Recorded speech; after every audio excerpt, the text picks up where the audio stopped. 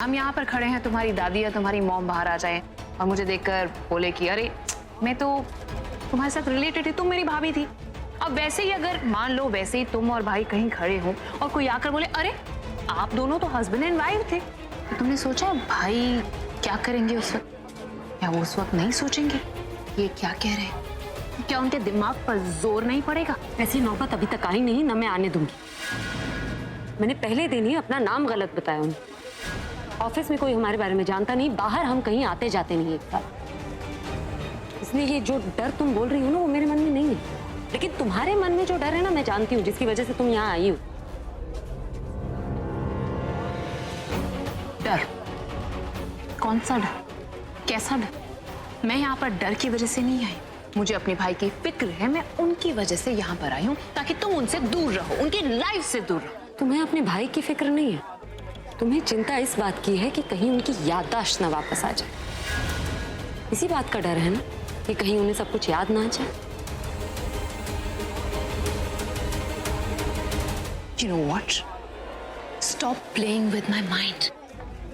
तुम्हारी ये प्लानिंग और ये गेम्स मेरे साथ नहीं चलेंगे। मैं भाई नहीं हूँ, लेकिन हाँ मुझे अपने भाई की बहुत फिक्र है और इसीलिए मैं चाहती हूँ वो तुमसे दूर रहे। फिक्र का नाम लेकर ही एक बार तनु ने मुझे इनसे अलग कर दिया, लेकिन मैं अब किसी की बातों में नहीं आने वाली, खासकर तुम्हारी तो बिल्कुल नहीं। कि तुम्हारी तो मैं रग रग से वाकिफ हूँ और मुझे पता है तुम यहाँ क्यों आई हो आज, क्योंकि तुम सच देख चुकी हो। तुम ये खुद देख चुकी हो कि तुम अपने भाई को मुझसे अलग नहीं कर सकती। हम दोनों के बीच कुछ तो ऐसा है कि हम कभी अलग नहीं होते। कोई तो ऐसी डोर है जो उन्हें हमेशा मेरी ओर खींच लाती। तुम्हें इस बात का डर है कि अगर वो मुझसे मिलते रहे तो उनकी याददाश्त लौट आएगी और उन्हें पता चल जाएगा कि उनका जो एक्सीडेंट हुआ था वो तुमने और तनु ने करवाया था। फिर वो तुम्हारी क्या हालत करेंगे? देखो मुझे ये पता है कि मेरे उनके सामने जाने से उनके दिमाग पर कोई असर ही नहीं पड़ता।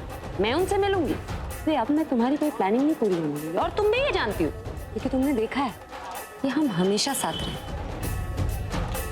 पहले एक दूसरे से नफरत करते थे तब भी साथ थे, पति पत्नी बनकर साथ थे, अब अजनबी बनकर भी एक ही साथ।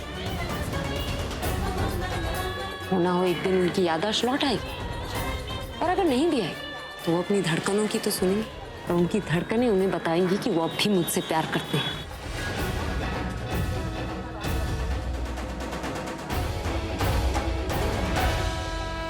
डर इन्हें मुझसे नहीं है, तुम्हें है मुझसे। जितना मैं उनके करीब जाऊंगी उतनी तुम्हारी घबराहट बढ़ेगी, और ऐसा होगा। तुम मुझे रोक सको तो रोको।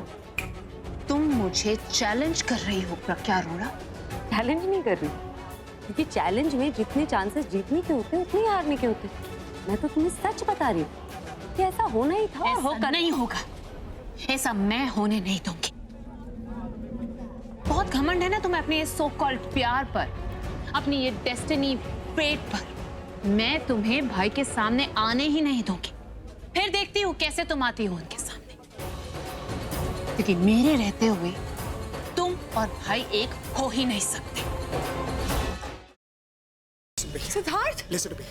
यश जोकर है। सिद्धार्थ तुम यहाँ कैसे आए? मेरी बात सुनो रोशनी, यश ही जोकर। चलो मैं Listen to me, damn it. Yash is the joker, मेरे पास वक्त नहीं है। सिद्धार्थ तुम क्या बोल रहे हो? यश मेरा बेस्ट फ्रेंड है सिद्धार्थ, वो मेरे बचपन का फ्रेंड है। How could it be? और तुम कोमा में थे ना, तो ये सब पास वक्त नहीं है। वो सब एक नाटक था, इसलिए क्योंकि मैं चाहता था कि जोकर मेरे पास है और अपनी सच्चाई मेरे सामने रिवील करे, और वही हुआ। और यश इज द ब्लडी जोकर। हमारे परिवार के साथ अब तक जो कुछ भी हुआ है, तुम्हारे ऊपर जानलेवा हमले, आयशा की किडनैपिंग, सासू मॉम के ऊपर हमले, everything has been done by him. Please मुझे घर तक पहुंचा दो, इसके बाद मैं कभी कुछ नहीं मांगूंगी। प्लीज प्लीज मुझे घर तक पहुंचा दो। भगवान को याद किया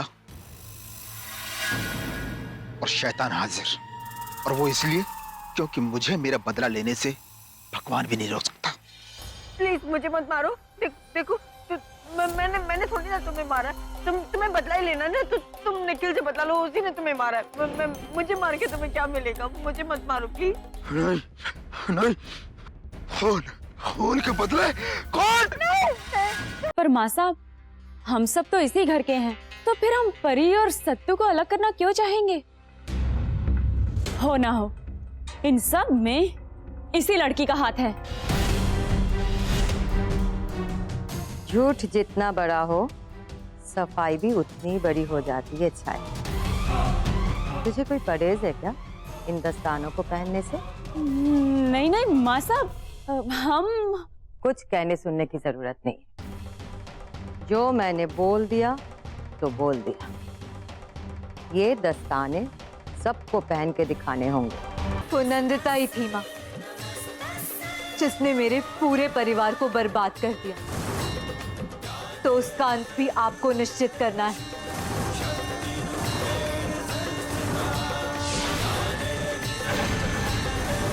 जिस तरह इन पापियों का विनाश किया है आपने, उसी तरह नंदिता का भी आज ही विनाश हो जाए।